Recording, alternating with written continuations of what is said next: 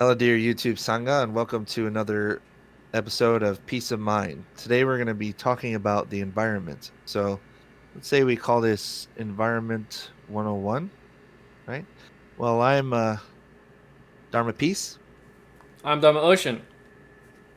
And I'm Dharma Sense. Welcome to our channel. Okay, so today we're going to discuss again the environment, how it pertains to our practice as engaged Buddhists. Um, I would like to let the audience know that by environment, we are actually discussing a collection of systems that involve the survival and wellness of life on planet Earth. And this also means the environment is inextricably related to living beings. How do Buddhists view the natural world and what is our responsibility to it? I love that question because we have an answer. Like it's one of the few things that Buddhism has a direct answer to, right? And um, we have a treatise or document called the Karaniya Metta Sutta. And for our friends who might want to know what these polywords mean, Karaniya means this is what should be done. And that's the first instruction of the Metta Sutta. Metta means loving kindness, and Sutta is the scripture itself. So, and in that sutta, we're talking about what ought to be done as far as how we treat other living beings. So, could we think about it kind of like loving kindness is what should be done, scripture is like a literal translation of that? Yeah, I would agree. Yeah. And yeah, I like that as well. One of the excerpts says, wishing in gladness and in safety may all beings be at ease, whatever living beings there may be, whether they are weak or strong, omitting none, the great or the mighty, medium, short, or small, the seen and the unseen, those living near and far away, those born and to be born, may all beings be at ease. And a little bit further down in the sutta, it says, "So with a boundless heart should one cherish all living beings, radiating kindness over the entire world, spreading upwards to the skies and downwards to the depths, outwards and unbounded." So I think that this really encapsulates our purview. I was listening to a podcast recently about Mhm. with Ram Dass, and he had briefly kind of touched on this idea, universal love. And Yeah, universal love, I feel like, is like a more modern understanding of metta. right. It's where like we're developing this mindset or this abode of love and kindness and like well wishing for everything. I mean, Mm, even down to like plants and minerals, because without those things, we cannot live. We cannot live without exactly. Earth. We cannot live without the sun, the moon, the sky, water, plants. We have to have all of it. And so, in order to treat ourselves well, we have to treat it well. And the best way to do that is through a mind of metta. In Chinese, the term for universal love is jian ai. Everyone has this love for the self and love for the family even. But with Jian Ai, we want to spread it out and from the family to the community to the state to the country to neighboring countries to the world. And like Mm. that is what Jian Ai actually alludes to, universal love. Since you yourself have done a lot of work for the environment, right? Like this is your main concern, basically, right? Like this is what Well, this is it the is. yeah. It's something.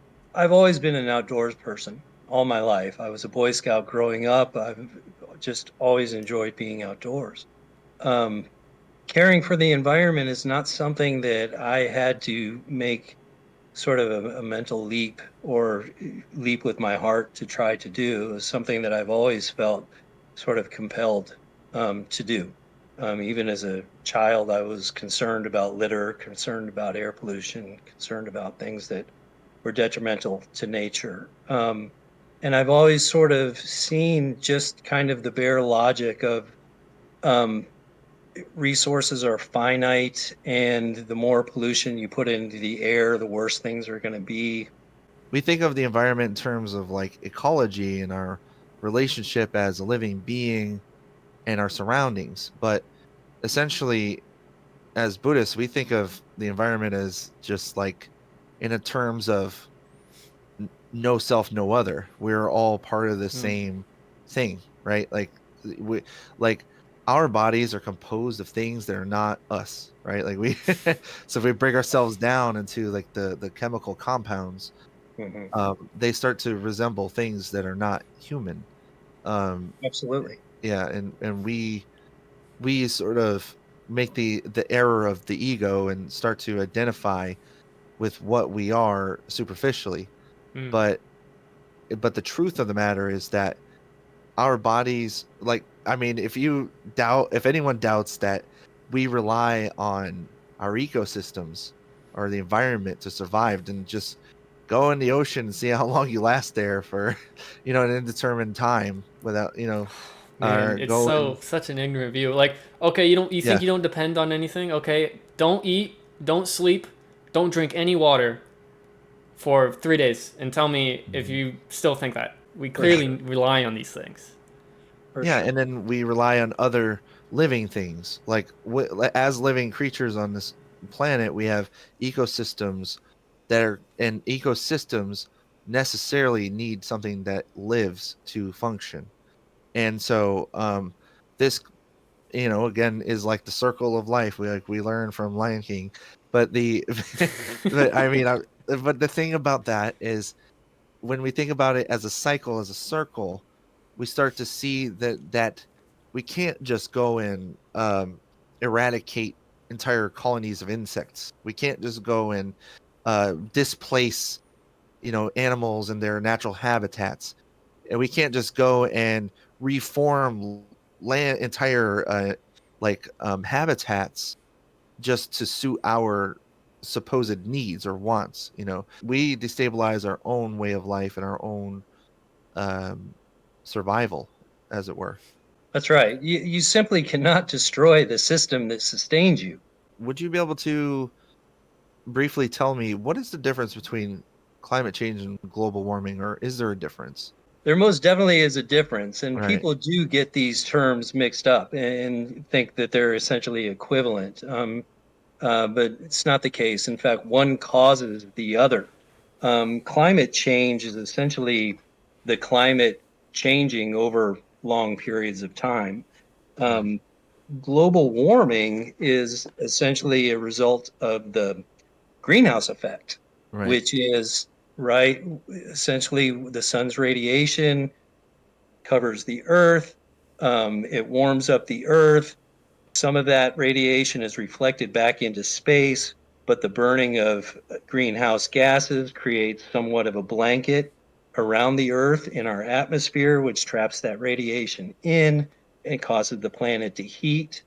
The planet has been heating considerably, especially since 1950, Hmm. to the point now where if we don't reduce our emissions, global emissions rates must fall 9% every year until 2030, or we will overshoot the 1.5 degrees of warming and then face the ramifications of that. So Right. 9% of current global emissions is a lot Yes. to reduce Yeah. annually by 2030. So we've got our work cut out for us, that's for sure. The reason that people get sort of lost in the sauce when it comes to climate change and global warming, I feel, is because everyone has this misconception that climate change is a natural phenomenon, but in actuality, scientists are starting to call this the Anthropocene, meaning that anthropos means human, and the scene is the epoch, right? It's Mm. like the period of time where humans started to dramatically change entire like systems and cycles of the planet. You're hitting Yeah. on a really important point. And in fact, this is the main argument I think that you'll hear from people that are still denying climate change is that the Earth's climate has always changed. Mhm. Well, that's in fact very true. We've Yeah. had five ice ages. The last one was about 12 million, or excuse me, 12,000 years ago. So the climate does have, we naturally produce greenhouse gases, mainly through volcanoes, right? Mhm. But Right. since the Industrial Revolution, which was about 1760 with the invention of the steam engine, we've dramatically changed our technology to the Right. point where since 1950, it's called the hockey stick graph, because you can sort of trace for millions of years the CO2 in the atmosphere, and it bumps up and down, and then you get to 1950 and it just shoots Yeah. right off the Yeah. graph. Um, and so, there's very little doubt about the fact that humans are the cause of the climate change that we're seeing. It's happened in the past, millions of years ago, where it changed at the kind of speed that it's changing now. And we know that from digging up core sediments from the ocean. And we Mhm. can look back on that and see how, what the atmosphere was like millions of years ago through that kind of study. Um, but we haven't seen anything like that in millions of, like what we're seeing now. And we're already seeing the effects of it in terms of increased wildfires, increased strength of storms, hurricanes, the heat that we've been experiencing this summer. I think about 3 weeks ago, we had the hottest day on Earth ever. Mhm. And then Yeah. the day after was the second hottest day on Earth ever. So it's a real issue. And we as Buddhists um, are doing our best in our way, our approach to hopefully inspire others to get involved and do what they can to Yeah. prevent further climate change. What are the chief contributions to climate change and its impact? I think most of it comes from transportation, so like cars, but also through power plants. Hmm. Agriculture is another one. So there's a bunch of different ways that, a bunch of different factors that are contributing to climate change. Instead of burning coal, we can do like solar or wind or Yeah. hydroelectricity. We've Mhm. also got hybrid cars and electric cars that would also help that. But I don't know. Would it be good enough for us? For if everyone in the world started driving a hybrid, would it be good enough for where we're at? Not by itself. There's something called like the corporate question, right? Like that, how there's a corporate responsibility as well. Oh, very much so. Yeah.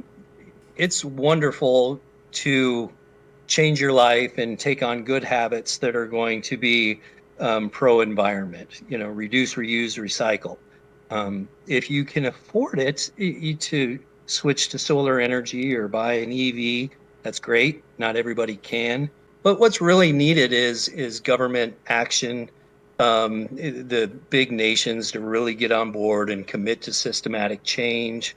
Yeah. People talk about the idea of degrowth, which personally I don't think is a very good moniker for it, because I don't think it kind of goes against our human nature of just general growth. And it's hard not to just be human. Uh, but at the same time, systematic change is going to trump individual change. The amount of change you can affect individually is minuscule. Well, But it's good. It's good to set a good example. It's good to talk to others about climate change and yeah. really just push your leaders to make the necessary changes. Degrowth is just another way of talking about like sustainable development, but without having to use to think of it in terms of like maximizing a profit or maximizing like a Right. business potential. Like how do we extract resources? It's more about what is sustainable with what we have in the real world. It's transportation. That's the number one contributor, right? And the second contributor is electricity, and that's both residential and industrial. And then agriculture, right? Yeah. Deforestation and agriculture. These are the big contributors to climate change, and they're all man-made systems. So, Yeah, and like I would say deforestation is my least favorite of them because uh that's changing entire ecosystems, robbing creatures of their habitats. What trees do, they absorb the carbon particles in the air, or and even the at the molecular level, mhm, and they synthesize that mhm. into something else, maybe oxygen for us, or maybe nutriment for the soil. And another thing too about how it affects ecosystems, like when we release all of this pollution into the air, and then can come back to the earth in the form of acid rain, and that also is very destructive. Did you Exactly. guys hear about the news about having microplastics? And everybody has microplastics in their bodies now? Of Oh course. yeah. Oh yeah. Yeah, yeah, Yeah, just so you know, you have microplastics and Right. particulates, lead from lead, things Mhm. like all kinds of nasty chemicals. yeah. Yeah. Right. And so a lot of what we're up to as far as consumers has been dispersing all kinds of foreign particulates that don't necessarily belong there or kind of impede our growth, or Mhm. might even be a carcinogen, might even cause us Yep. to have cancer. And Yeah, like um, wasn't there a huge debacle? I mean, still going on about people getting mesothelioma because of some ingredient they were right, putting in construction material, and people and it was making people yeah, sick. and insulation. Yep. Right. Sometimes we fail to understand harm, like harm both as a principle that is obvious, like direct harm, and then the indirect harm. Let's just ask ourselves the question then: how can we live a more sustainable future since we're clearly dealing with all of this, all of these Hmm. big problems related to the environment? Well, right off the bat, I like to just respond by saying that Dharma Sense is definitely part of that, making a difference there by getting involved in solar. Um, and I love this so-called solar punk movement that I've been hearing about. I don't know if you guys know about this, No, but this I'm it's like so intrigued by that. a but like it's because there's the cyberpunk where it's dystopian and we go towards in the direction of corporate entities, whereas solar punk is actually like a more peaceful and prosperous utopia. Anyway, I thought that I like that as I know that's kind of like a huge big picture systemic change type of thing, but I think that unless you speak about it, it's kind of like how at one point, Thousand Leagues Under the Sea was science fiction, and then suddenly people are building submarines that submerge, into the Marianas Trench or whatever. So, so Is uh, solar that really our only option for sustainability though? I mean, can we do something no else? way. Yeah, No, it's quite insufficient by itself. yeah, Wind, solar, and hydroelectricity together mhm, is a great solution. Um, we definitely need to change our energy systems, but people need to remember that technology is not the solution by itself. There really has to be sort of a mass consensus that we've got a problem, we want to fix it. Right now, we're sort of just relying on market forces and startups and people like me that are trying to help in the residential space, but really that's just not enough.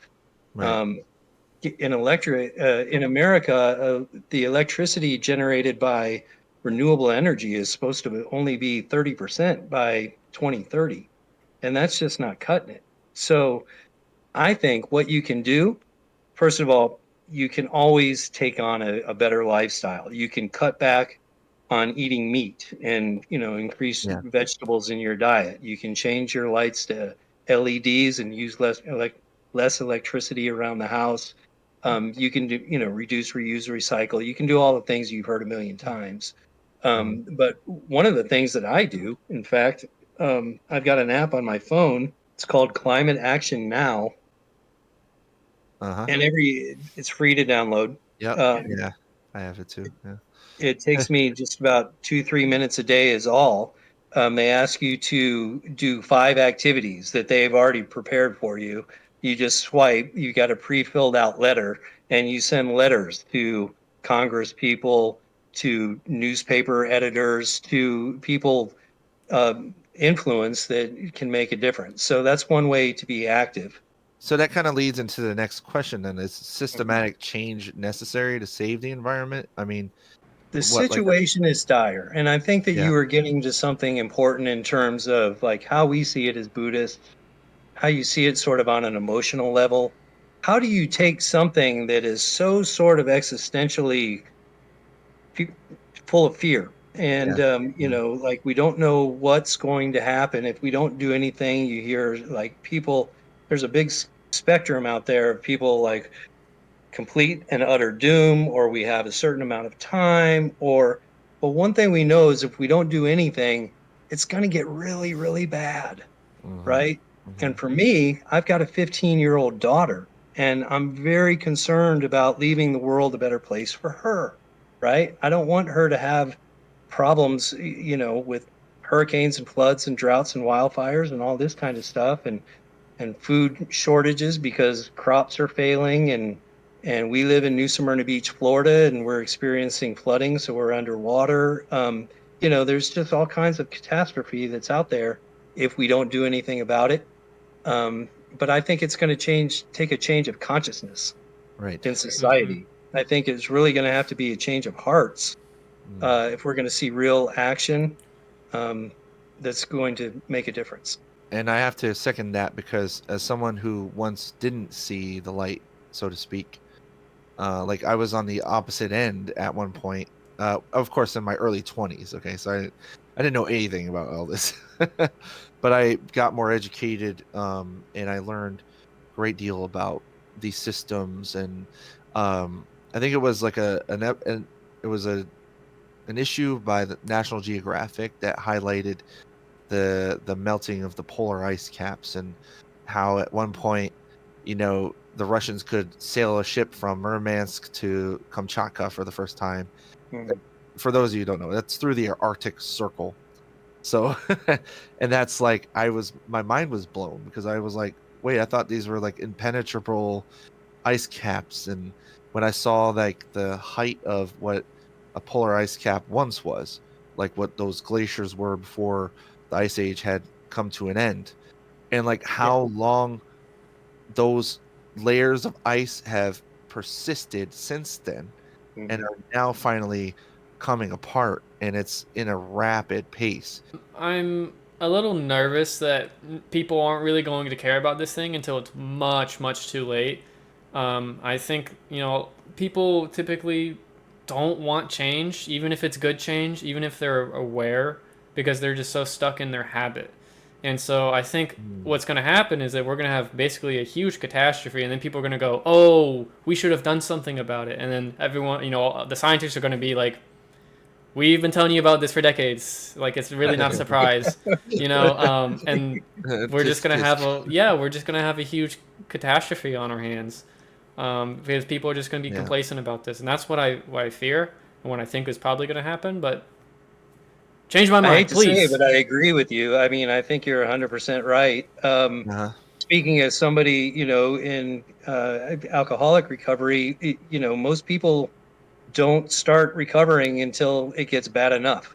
And so I think it makes sense on a personal level, and I think it makes sense on a macro level. And as Americans, one of the major issues again is about our lifestyle, like, and by that I mean culturally, like, that what is seen as cool and desirable on the market. So that's one of the major things I think could be changed. Like, we could in some way compel, like, the corporate sector or whatever you want to call it, compel people who advertise and people who are of influence in some way or some fashion, uh, to say, look, guys, like, don't be the problem, be the solution. We had discussed a little bit about how we can get involved, and since I mentioned, you can download the app and you can send letters and you can reduce, reuse, recycle. But is there something more? I feel like all of these things we're not going to Well, be we able to.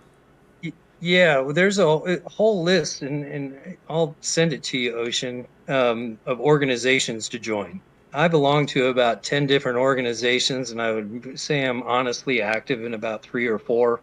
I Mhm. donate a little bit to some others. Others are just kind of I signed up and never heard back kind of thing. Yeah, But so you know, as much as you can do, get involved. yeah. I know that Sierra Club's a big one, right? Like, as far as Sierra Club is a the big one. environment, yeah. Um, Surfrider, mhm. LCV, League of Conservation Voters Yeah. is another one. and even like the was it Citizens Climate Lobby is another one. Yep. I'm pretty active in that one. yeah, even Locally, I belong to the Florida Springs Council here in Florida. If you're a Florida resident, you could come to White Sands and say hi to us too. yeah. That's right.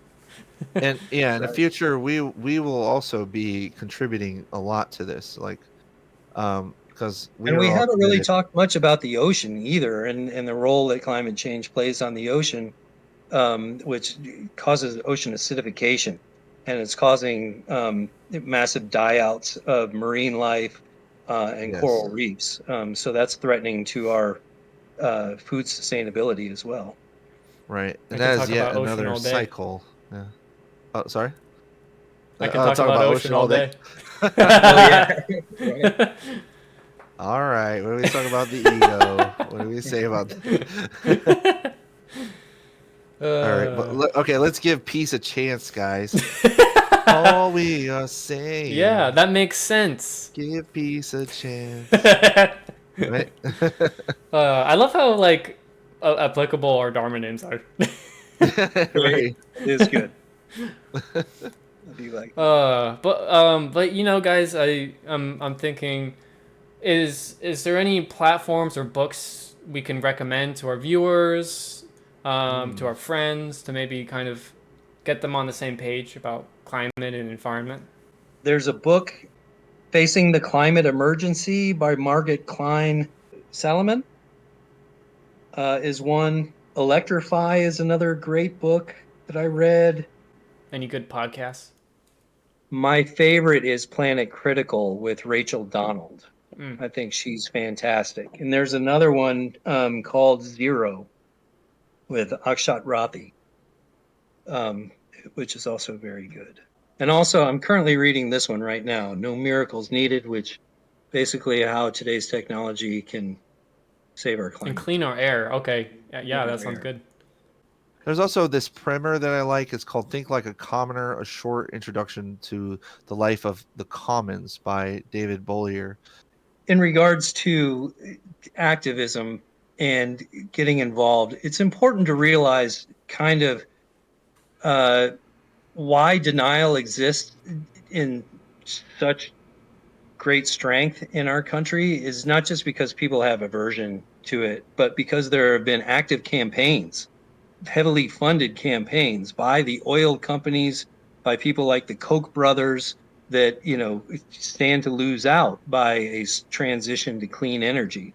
There's still a lot of oil left in the ground, so to leave it there, that would be a stranded asset instead of being able to sell it for profit. So they've Mm. had a vested interest, much like the tobacco companies did through the 80s. And Uh, continue uh, to. right. Yeah. To continue to promote denialism. And Mhm. so, there's a lot of greenwashing where they say that they're out there helping the environment. But for example, Exxon knew since 1970 what the impacts of climate change are. Their scientists went to their leaders of the board and said, hey, look, we've got a problem. And at first they were getting on board and they were going to look at ways to mitigate it. And then they're like, no, we can't fix it. We're just going to like put out a campaign and tell everybody that it's not happening, it's not true, it's your imagination, or it's on you, the onus is on you to make lifestyle change, we're just going to keep polluting. So I think it's really important to know what you're up against. In business parlance, it's called externalities, where like a corporation says, never mind all that. Like this really doesn't have anything to do with us. Those are that waste product and all that. That's beyond our concern.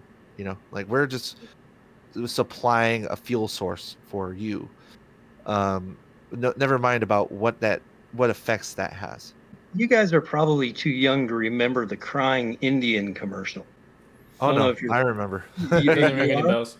Well, for your sake, Ocean, basically it was an Indian or Native American, and you can see him on a canoe and he's paddling through a pristine forest, and then he comes to an area that's completely trashed with litter and pollution, and then they do a close up on him, and you can see a tear coming down his cheek, and it was a very, very powerful image and a hugely popular commercial. Turns out it was a commercial not sort of like for environmentalists, but it was put out by the bottle capping industry.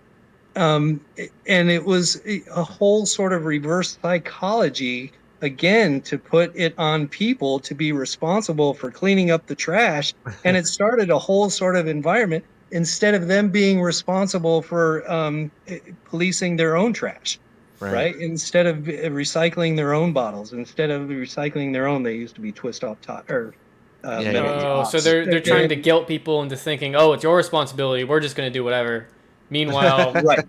Right. meanwhile, the real Right. problem is all Yes. these companies that need regulation to stop that kind of thing. Right. Yeah. So the polluters were actually putting that commercial out. It wasn't the environmentalists. And they had an Italian actor playing a Native American. Yeah, I was gonna say that. He's Italian. This dogged individualism in our society, especially in the West, not only is that contrary to Buddhism, but it is also like it is actually against our collective interests. So it's as individuals, it's against our own interest to be individualistic. We should be like have a balance, a healthy balance of collectivism and individualism. But the main issue though is self-interest, like just having just a full like ego-driven lifestyle where you only worry about your own self-interests. That is what leads into like that ad as you're talking about, since I believe Our mission statement is we want to galvanize, is that you like to say. That's We right. want to inspire people. Get Yeah. out there, do something. Vote, like go to a protest, do something. Don't be complacent. Like we need to do something, and we need your help, viewers. Yeah. If you have compassion for all creatures, we need you. yes, If you have compassion for yourself and your family. If you live in Florida, anywhere in the South, you're going to be underwater in 20 years or so, in a matter of a few decades. So there's 15 million people who live here. We need a place to live too. It already floods at lunchtime in Miami, Yeah, just exactly. from the tides. Miami's going to look like Atlantis in like 10 years. There is hope. You know why? Because there's people like you guys. There's a lot of good people out there that care. I think the tides, quote unquote, are turning. I feel there's collective energy moving in the right direction for people getting on board with it. I hope it doesn't get to the point where it's so bad before it gets better. Hopefully we can get out in front of it. But yeah, we always have to, lean in with hope. all right, friends. Well, if you made it to the end of this video, sadhu to you. Sadhu, sadhu, sadhu. Sadhu, sadhu, sadhu.